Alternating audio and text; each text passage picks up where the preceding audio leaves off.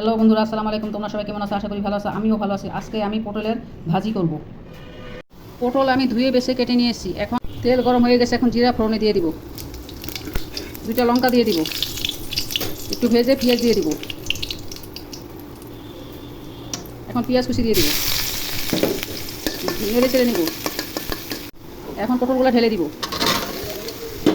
নেড়ে চেড়ে দিব, একটু হলুদের গুঁড়া দিয়ে দিব, দিয়ে নেড়ে চেড়ে ঢেকে রাখবো। একটু লবণ দিয়ে দিব, নেড়ে চেড়ে ঢেকে রাখবো।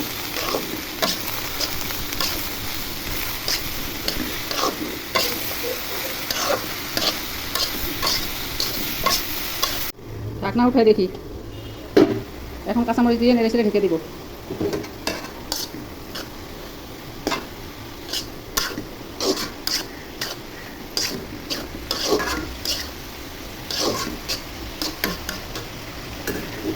ঢেকে দিব, ঢাকনা উঠে দেখি।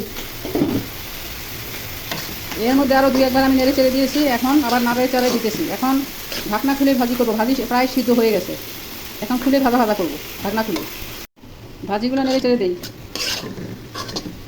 ভাজি প্রায় হয়ে আসছে, আর একটু ভাজা ভাজা করবো।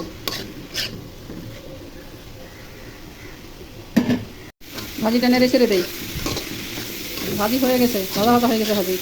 এখন ভাজিটা নামায় ফেলাবো, চুলা বন্ধ করে দেবো। ভাজি রান্না হয়ে গেছে। রান্নাটা ভালো লাগলে আমার ইউটিউব চ্যানেলটা সাবস্ক্রাইব করো আর আমার ফেসবুক পেজটা ফলো করো। খোদা হাফেজ, বাই বাই। নতুন কোনো রান্নার রেসিপি নিয়ে আবার আসবো।